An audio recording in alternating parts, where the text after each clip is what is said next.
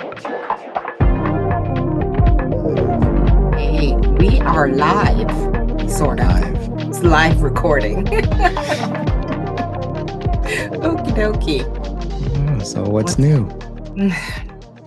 what's old? What's everything? I'm Waiting old. for the Bank of Canada to decide that they are going to drop interest rates on July 30th for 0.25%. We're And hoping that it's going to be 0.50, but so are you convinced they're going to drop?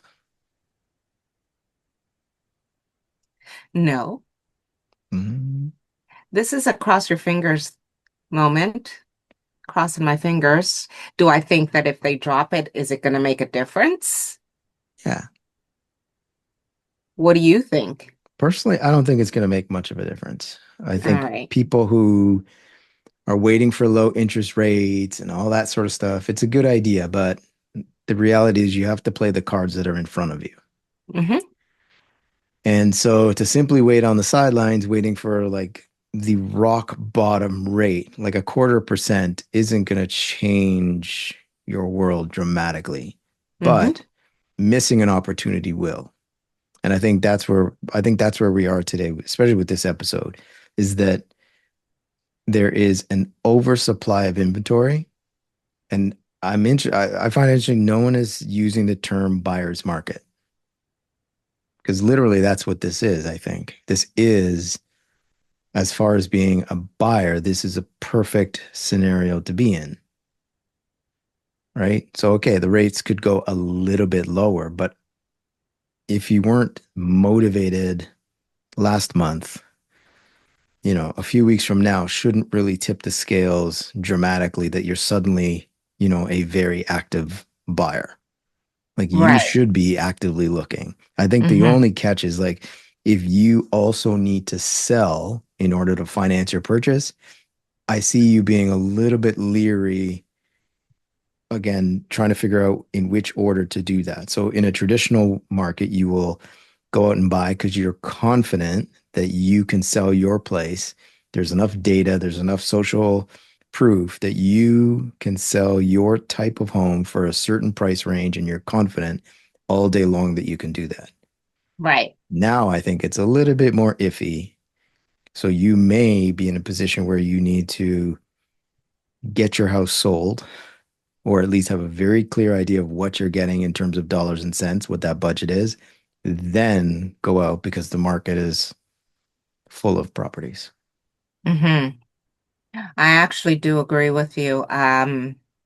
Depending on what area that you're in. So I'm gonna say off the top of my head, maybe 75% of these areas are not experiencing multiple offers and they're not selling as quickly as they have, let's say, in the past, Yeah. right?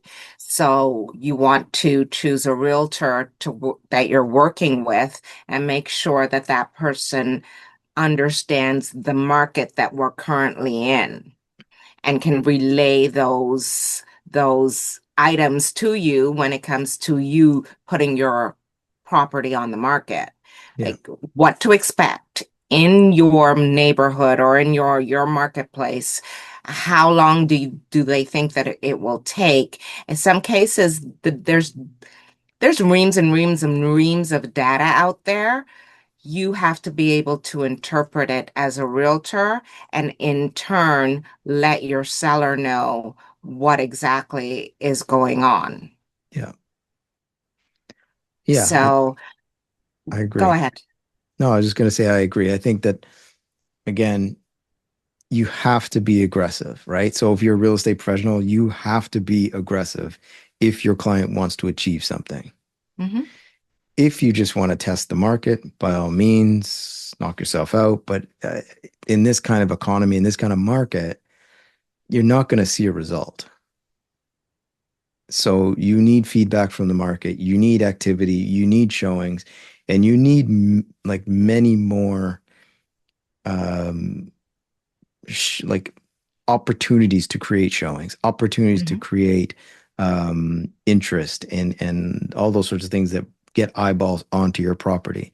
It's not it, it's not simply enough to just do the basics that everybody else is doing because then you actually just wind up fitting in with the crowd and you're overlooked. So I Right. mean, you have to be able to advertise value beyond what your competitors are doing. So what does that look like in your market, right? That means you Hmm. probably have to be more aggressive in price. You have to be more aggressive in your presentation. You have to be on top of every detail of the house. So it's not just a home inspection, but a home inspection that you, the realtor, you fully understand. You get the story from the seller in terms of, all the intricacies in between. So the roof is 8 years old. Who did the roof? Why did you have to get the roof done? How does, how is the roof held up? Is the warranty on the roof transferable? Like you have to go two or three steps deeper in Right. order to relay that information to the buyer's agent, who is then in turn, in a way, you're partnering with them as well, so that they can properly sell that property to their Hmm. client, right? So if you don't do a good job of explaining the pros, the cons, all the intricate details of that house, the neighborhood, the schools, the commutes to the buyer agent, how can they possibly sell it to their client, right? They won't Right. have confidence. Right. So I think you have to go a little bit further in this market. Yeah, I absolutely agree with that. With in terms of what the best type of property to buy. We know most people that are first-time buyers are looking at condos, right? Yeah. So that's an affordable option for most people that are just entering the marketplace in terms of being a buyer. So first-time buyers, they've got rebates, they've got a whole bunch of things. But what we also have in this current market is a lot of inventory that is affordable. Yeah. So, in terms of if you're a buyer, you've got a $500,000 budget, there are quite a few properties, quite a few condos that you could actually be able to afford. And that's the first time I've seen something like that. And we're talking in the core, we're talking downtown Toronto, and they're not holding offers. Yeah. Right? So I think if you're a seller and you want to put your condo on the market and you're in the GTA, in the core, sorry, and you want to, uh, depending on when you purchase it, you want to be able to see a profit from it so that you can move into your next home, right? So let's say you're that person that is a seller or got a one bedroom. What's going to make your one bedroom stand out from the reams of others that are on the market? Yeah. And I don't think people get that. If you can hold off, right? If you don't, if you're not able to realize the profit that you want right now, put it back on the market in a couple of years, a year or so, right? I think you'll be in a better position then. If you're a buyer, buy. Yeah. Buy now. Yeah. Buy now. Talk it over with your mortgage broker. See if you can get the lowest possible term for the best rate. And then, maybe next year, go again for a different interest rate because next year will be different interest rates, Yeah. right? Yeah.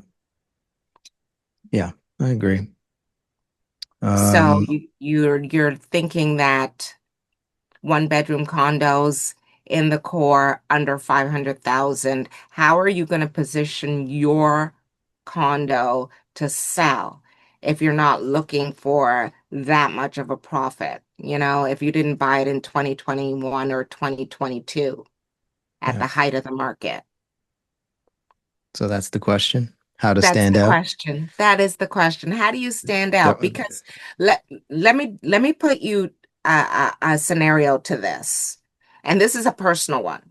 I purchased my first condo in 2003. I moved in brand new. $147,900, 635 square feet. I was on the second floor. I was in heaven. I purchased that. That was mine. Yep.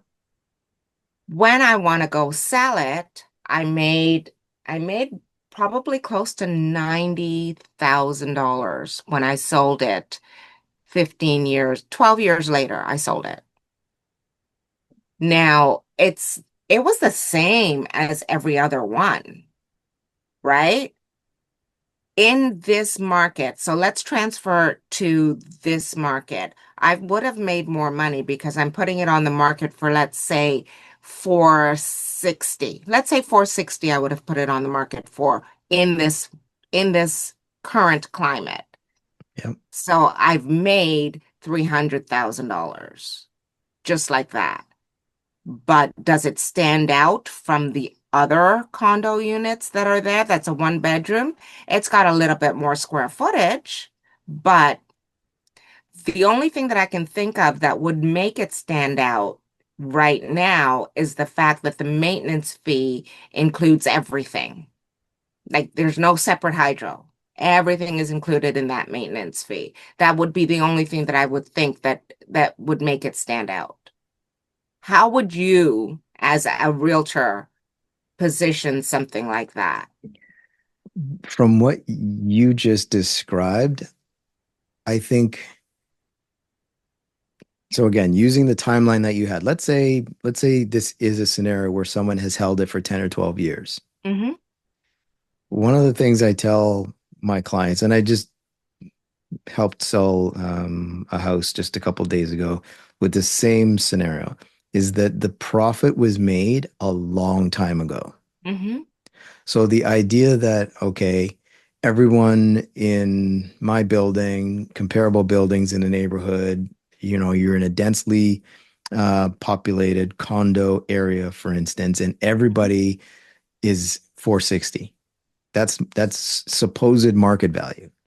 Problem is no Right. one's moving, no one's selling. Inventory isn't budging. Hmm. Nobody is really at 460, right? So if you want to make a move versus you need to make a move, you may want to say, I'm going to hold on to my 460 dream number because I'm Right. comfortable. I don't have to go anywhere.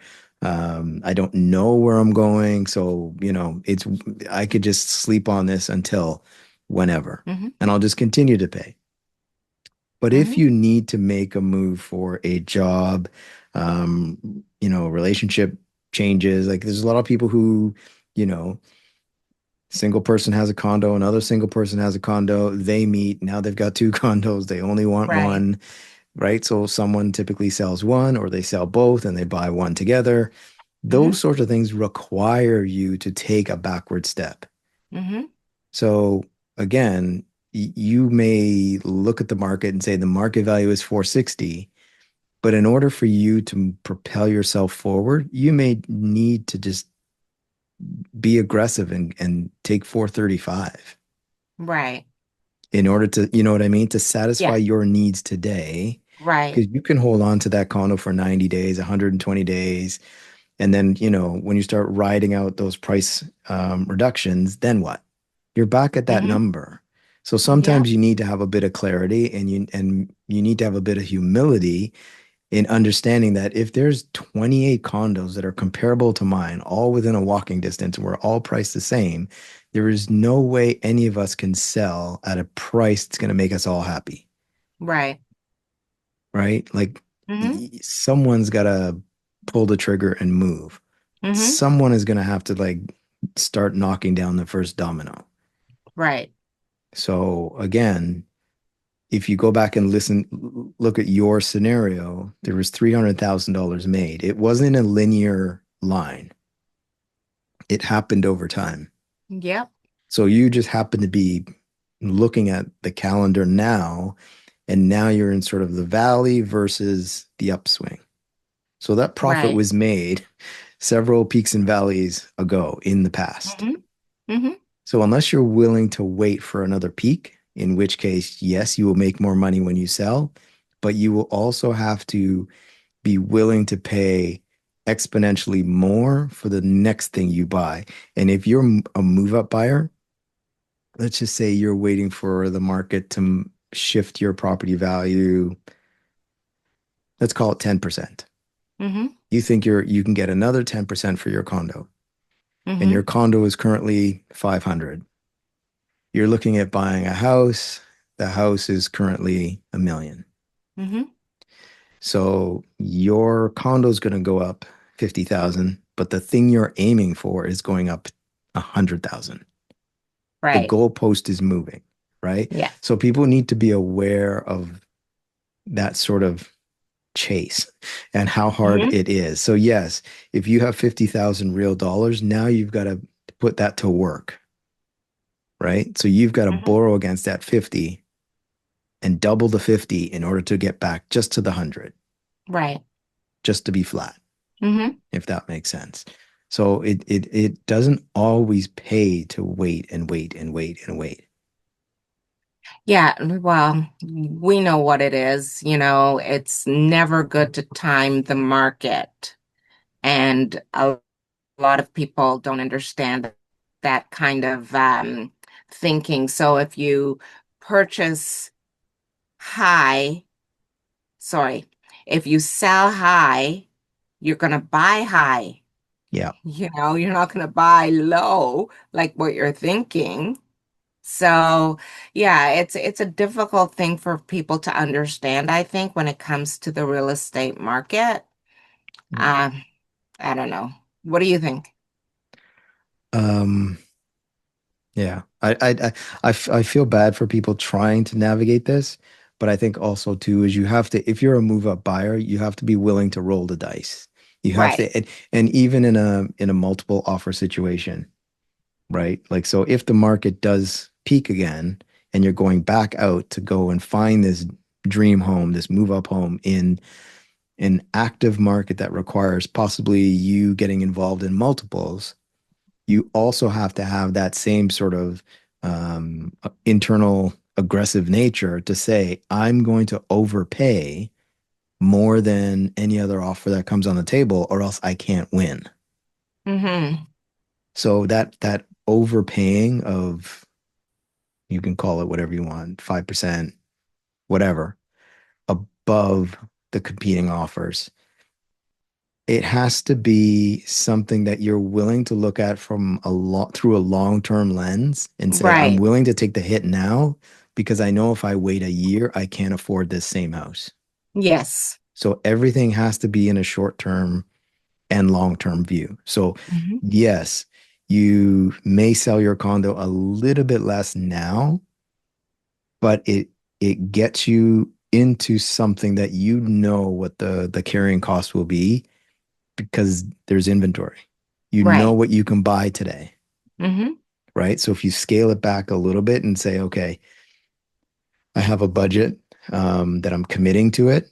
I have a down payment that I'm committing to it. I can't put all of what I'm hoping, but if I put 9/10 or 95% of what I think I have towards it, I may lose 5%, but I'm Hmm. gaining way more than 5% on the buy side, Hmm. right? And Hmm. when the market does hit that peak again, you've already, like I said, the profit is in the purchase way early in the process. Right. If you did buy that house today for $1 million and the next peak comes along in 6 months, 12 months, 24 months, and your house, you know, goes from 1 million to 100,000, that's 100,000 that you didn't have. Yeah. And it eclipses the loss that you felt back then. Hmm. And even, I think, not to oversimplify, but let's say you do sell your you wait to sell your condo for more money. Then you go and buy. Hmm. Your payments on the other end are higher, Right. right? So instead of budgeting your mortgage based on $1 million, it's now 1.2. Hmm. Everything is exponentially higher. You're a greater value. You're looking at, property taxes and insurances, and everything is slightly more. Yeah. right? Mm-hmm. So yeah, catch 22. Well, it's always been that way. Um, so let me bring up this article from the Financial Post that I sent to you the other day, Buyer's Market. You said it at the beginning. I've heard this term recently. I've been listening to quite a few of these YouTube videos with GTA realtors. It is a buyer's market. I'm looking at something for one of my clients that's got 4 months of inventory on Mm. the MLS. And that doesn't necessarily mean that they're going to, whatever we put on the market is going to take 4 months to sell. It could take 3 months to sell. It could take 5 months to sell. That's like the average, right? Or, or it could Or, take 2 weeks. or it So could take 2 weeks. again, like a lot of this is in the hands of the seller. They are in the driver's seat if they do things correctly.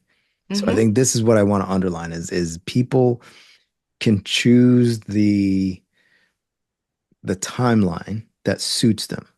mm-hmm. They need to use different tactics and strategies, but everything is still all cards are still on the table. Right, right. And, as a realtor, I'm trying to help my clients sell. The longer the property is on the market, I'm gonna put it this way.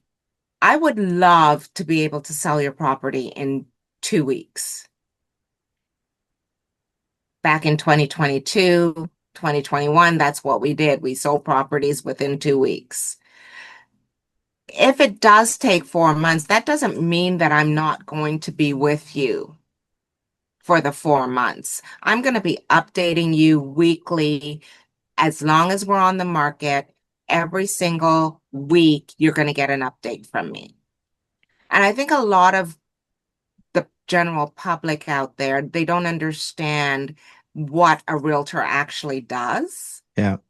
and what a realtor should do. So when it comes to your clients and your the properties that you're listing or even buying, how often would you update your clients? Uh, well, it depends on the scenario, but like again, if you're on the listing side, Right. there are so many ways to keep in touch with them, right? Mm-hmm. So every time there's a showing, every time there's, interest in the property, I like with my clients, I tend to sell relatively quickly because of the strategies that I use. And I communicate with my clients 1 to 2 times a day. So like there's a lot of communication. There's a lot of electronic communication. There's phone calls when need be. So I put that down to how that client wants to communicate, Right. not to make it confusing. So there's certain Mm-hmm. people who are more astute. They're like to send me an email. We'll keep up, to date. If we need to escalate something to a phone call, we can do that. And I think it goes back to like knowing your clients. If you know Mm-hmm. what your clients um, sort of triggers or hot buttons are, or what they're nervous about, those are the first things I want to touch on, right? Mm-hmm. So I don't ever want my clients going to bed wondering, Mm-hmm. like, gee, I wonder what happened today, or gee, I hope whatever scenario that scares them, I don't want them to feel that while we are working together. Right. So if I know that I need to, put in a call or send an email or even a quick text and just say everything went great today, not to worry, chat in the morning, something needs to be done and something needs to be communicated all the time.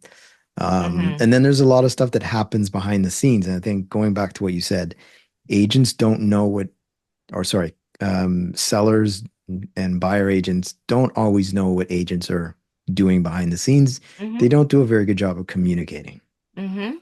So, like when I'm communicating with my clients, I kind of go overboard, but I do it in a way that it explains why I'm communicating.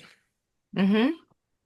So, like a very simple example would be, I'm sending sort of a long-winded email with a very specific question that I got from, say, a potential buyer agent, and I'm explaining to them. I don't want just a yes or no answer. I'm explaining to them so they understand why I'm going to this Right. level to get the detail, and then explaining what the possible ramifications are of us coming forward with this information to this specific Mm-hmm. person in this specific way, and what the goal is. What am I strategically trying to achieve by doing this? And so Right. I involve them in the process, so they Mm-hmm. always know what's going on. Mm-hmm. And I think some agents kind of skip over that. They really just want to get from signed um, seller or buyer contract saying, yeah, Right. yes, we're working together, to a done deal, Right. transaction closed. Right. Like there's so many intricate steps in between that person the client basically needs to have a level of comfort and confidence in Mm-hmm. you so that they know how and when to make the right decision to sell or to buy. Mm-hmm. So if you don't guide them, if you don't have that period of time where you're building trust, you're going to struggle Yeah. because they don't know when to say, yes, I want to put an offer in. And when Mm-hmm. you say, I really think you should put an offer in, they are not confident that you are on their side because you haven't built them up to Right. know what the possible scenarios are. Yeah. Right. So the worst case scenario is like, I don't know about you, but have you ever taken out a buyer, a brand new buyer, and on the first day, before they're really prepared, you find them an absolute gem. This is like the dream home that ticks every box. And you're trying not to scare them away, but you're like, Mm-hmm. this really is a good one. Like, Mm-hmm. I'm not trying to be funny. Like, this really is a good, and that's worst case scenario because you know that you can't replicate that story again for them. So Right. everything they're looking at from now on is going to be substandard if they lose this one. Right. And I've had that happen a couple of times. Mm-hmm. That's a good question. I don't think I've had it happen yet. And the reason that I say yet is because we've been close. We've been close on multiple occasions, myself and my buyers. I know before we even go out there what they like. I had these one set of buyers, I think it was back in 2021, that they were very specific about what they were looking for in East York. And to the point where they wanted a property with mature trees in the front yard. I was like, okay. So we start looking at properties, not the right one, not the right one, not the right one.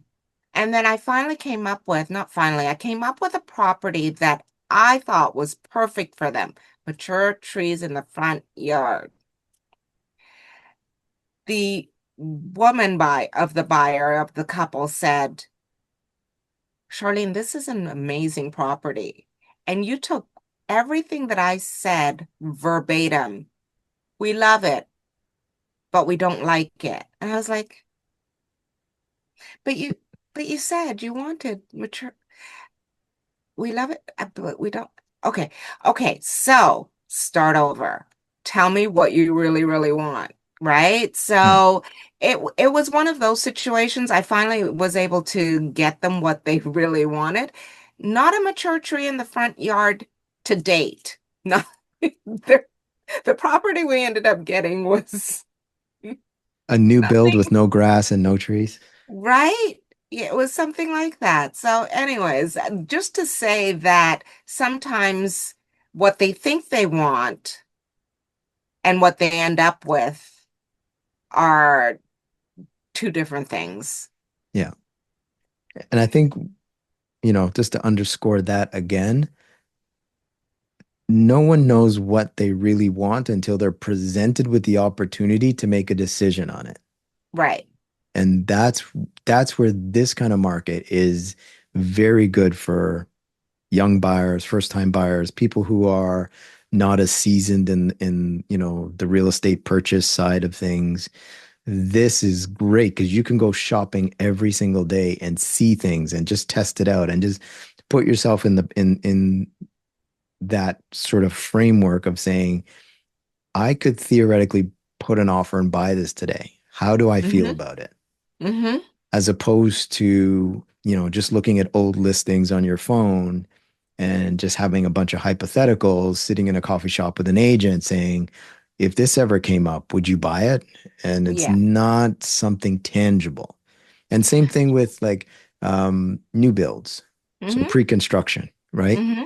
There's there's this hype around the pre-construction, but you go in to the sales center at Saturday at noon as a first time buyer and you walk out at Saturday at 2 p.m. and suddenly you're a homeowner.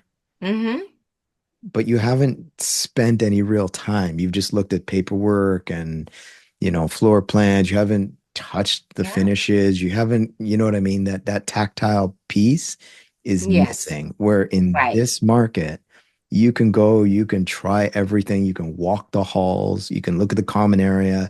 You can see the ceiling height, the Yeah. amount of light that's coming in. You can get a But vibe of the other owners. You can be like, I see myself versus yeah. I'm trying to see myself. So like the tree was an idea, but when Mm-hmm. presented with the idea, I changed my mind. Yeah. And the other thing that you can do in this market as a buyer, you can have a second visit. Mm, You can have a second visit on a property. That's when I first started in real estate about 15 years ago. We used to do second visits to properties. And then all of a sudden that stopped. It's like, okay, you only get 30 minutes in a property, 30 minutes to decide whether you want to spend $1 million+ 30 minutes. During the pandemic, it was 15. What I do with my listings right now, even my lease listings, I give you an hour.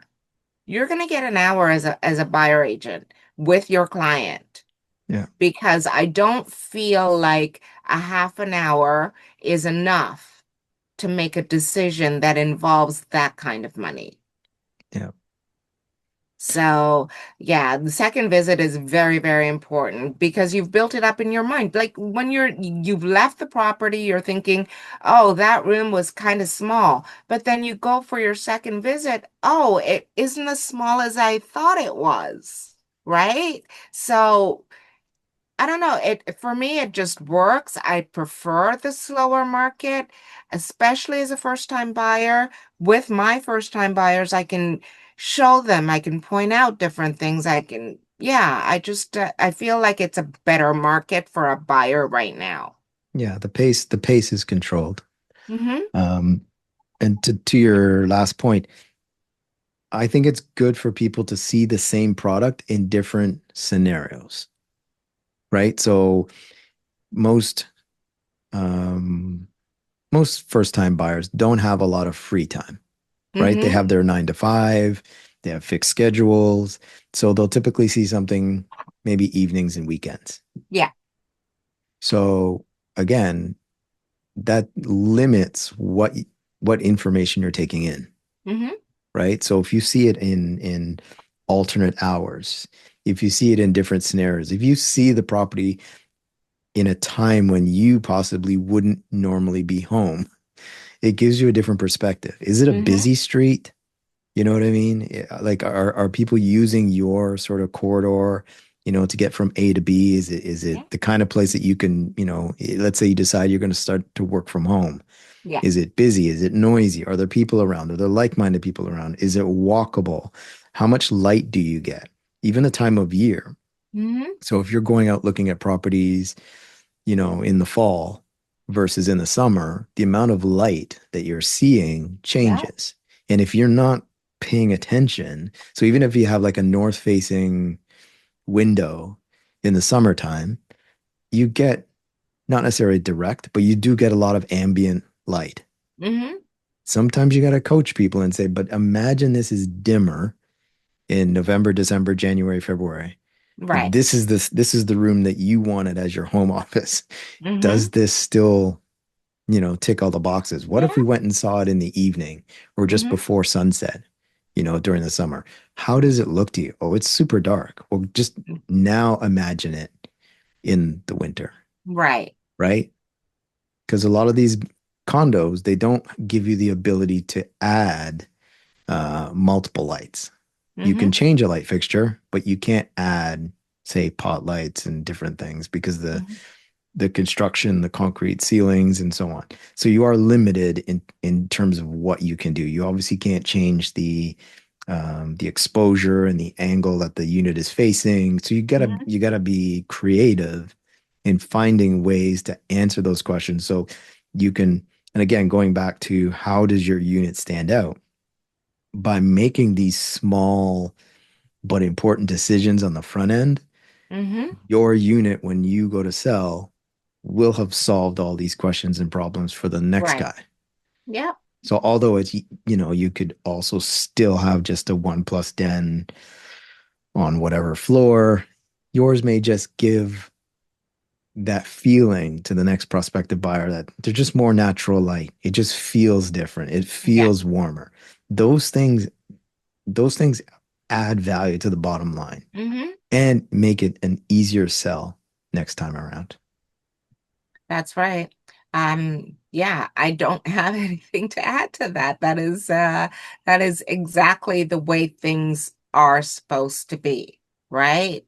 When you look at where they're selling the most, like what's the best area to make a purchase right now, or the lowest price point to make a purchase if you're, let's say you're not a first time buyer, let's say you're moving up, or you have enough money, you may still be a first time buyer. Let's just say that you've got $1 million budget, but you don't necessarily have to spend that entire $1 million to get what you want. And Yeah. if you're okay being outside of the core and you want a single family home, a semi-detached or a detached house, what areas are selling the best at this point? Do you know? Well, I know of a few. Mm-hmm. So I mean, like, Durham, I think is one of those pockets where you've got, Oshawa and different spots. Um, I think there are bargains to be had um, in a lot of areas in the city that we Yeah, don't think of, right. right? Um, there was a few that actually popped up, and one of them, this is really outside of the city, but Orangeville. So I Mm-hmm. helped a buyer move from the Queensway in a smaller condo to a big, beautiful townhouse in Orangeville. And I had to Nice. double check with him, like, are you sure you want to go that far? I was like, yeah. Um, but again, the price jump from a one bedroom condo on the Queensway to a three-bedroom, two-story with a basement and a backyard with great schools and parks and everything, it was not that much. Like the Mm-hmm. jump was quite manageable. Mm-hmm. And even the commute back into Toronto was comparable to driving from Pickering into, say, Midtown. Like, so you just imagine sitting on the 401 for an hour and a half trying to fight your way to traffic. You could easily get on a GO train or something like that, Yeah, grab a book and your iPad, and an hour and just over an hour, you are exactly where you need to be. right. Right. I had a similar situation where my client decided he didn't want a two-bedroom condo in the core in downtown Toronto. We're on Lakeshore, and we want to put it, he wanted to put his place on the market. And we ended up moving him to Mississauga Mm, for 200,000 over what he got for his condo at Lakeshore. He got a 3-bed, 4-bath townhome in Mississauga with all kinds of square footage mm. for $200,000 more. And he doesn't, well, there's no commute for him. He worked in Mississauga. So, So so he right was there, close, right? He he was close solved to where, problems right yes, there. Yeah, he totally solved this problem. And he was able to parlay that into, buying another investment property. He went down south for that, but that's okay. that's all So, right. yeah, it's one of those things where I think even like you said, inside of the city. So, Durham, yes, we know you can get a good property, good square footage, good land for a reasonable amount. Oshawa, um, Whitby, yes, the taxes are a little bit high in Whitby, the property taxes, but so you have to look at where you're going to go. Pickering, absolutely, you can get an older property or a newer property in Pickering. And I like that idea. But also like south of Etobicoke, Hmm. north of Etobicoke. Those are really good areas, close to the airport. Yeah. Those are pretty good areas. What did, I had a first-time buyer client.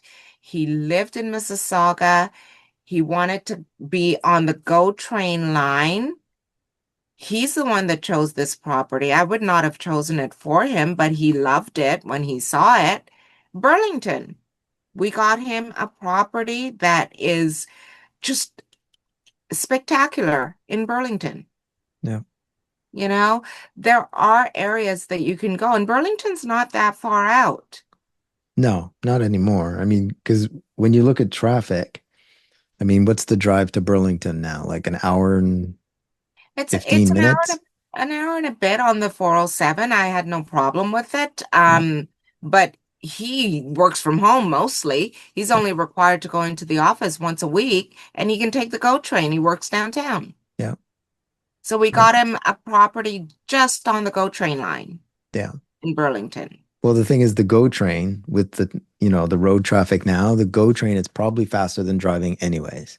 Yes. Whereas I think if you went back 10, 15 years ago, you'd be like, oh, it's a waste of time. Hmm. You get stuck.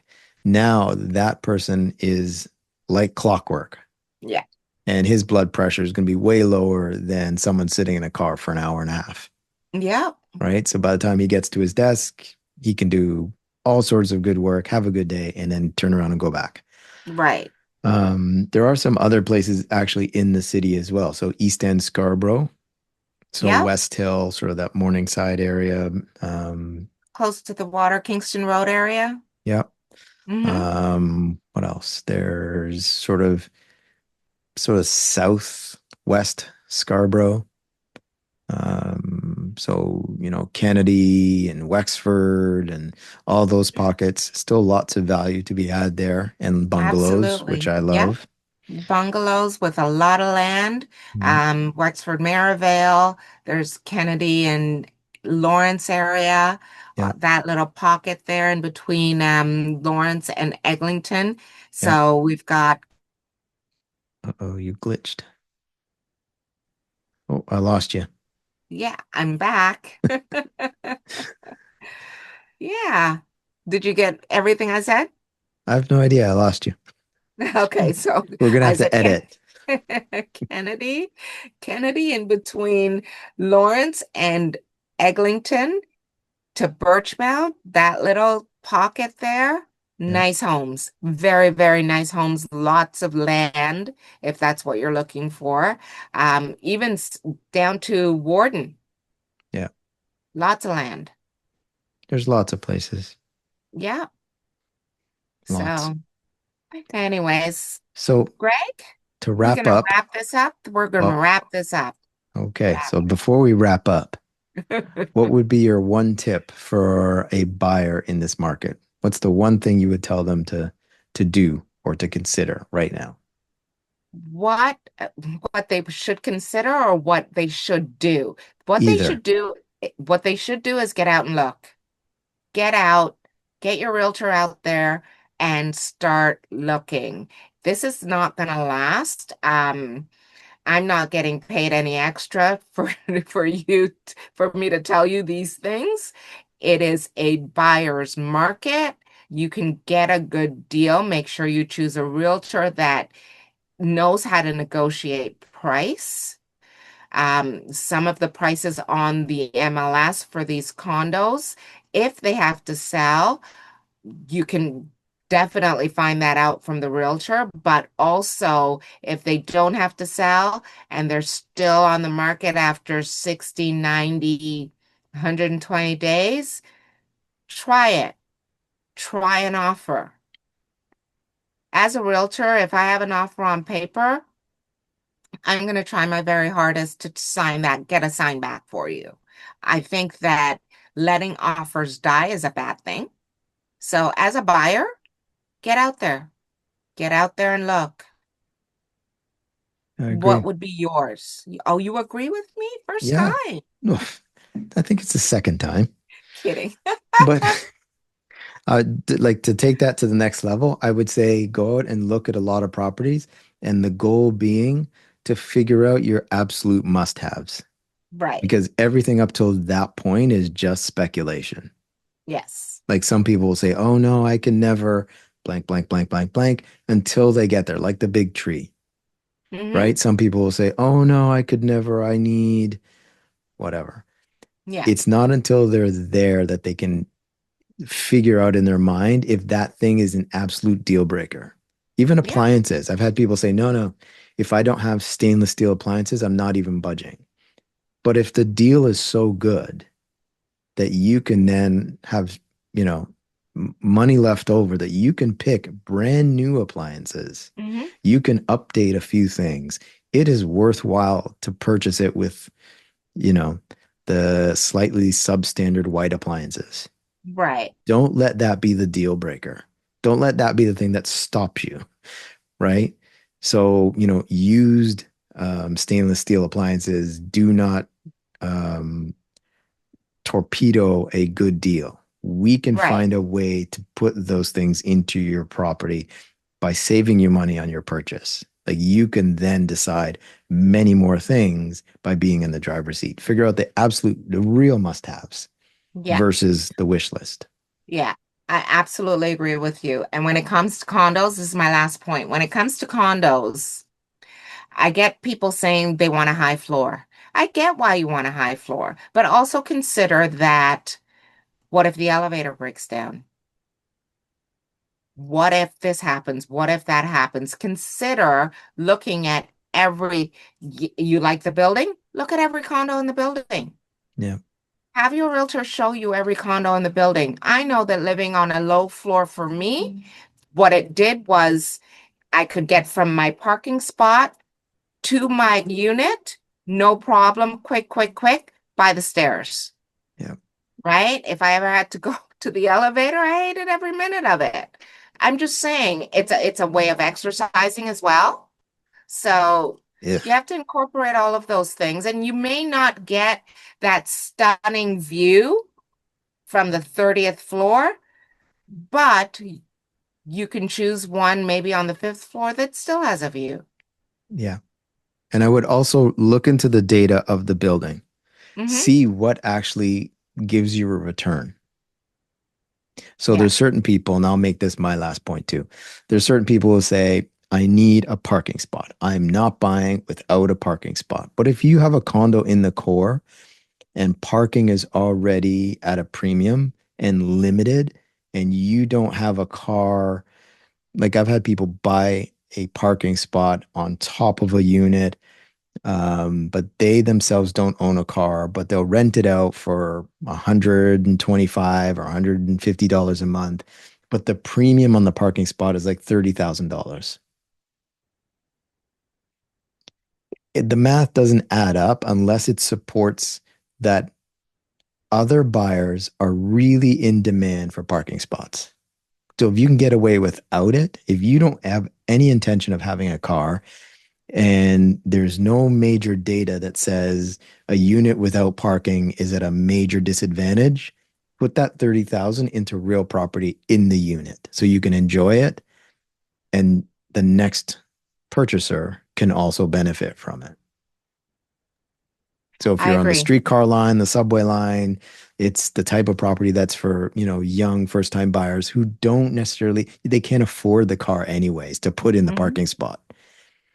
Put that into real property and let go of the older idea. The builders and developers, they're making less spots on purpose because they know Yeah, there is less demand. Now, if right. you do, happen to have, a two plus den on a high floor with top quality finishes, and you do have a car, your car probably warrants the $30,000 spot, Hmm. right? If you're driving an 80,000 or a $90,000 Audi, maybe you want that spot as opposed to, forego the car or street parking. That makes Right. sense. But Hmm. if your parents have, given you a secondhand car that's worth 10,000 and you're gonna spend 30 to put it in a parking spot, the math doesn't add up. Right. Wish my parents gave me a $10,000 car. Just saying. All right, Greg. Next time Right. So this has been What Would Greg Parker Do? on this episode, Right. do as I say, not as I do. That's my parents told Right. me. Exactly. I don't know if that was beneficial or not, but who knows? Well, you're here, so there's that. All Small right. wins. Good Right. talk. Good talk. Okay, Greg. We'll talk to you soon.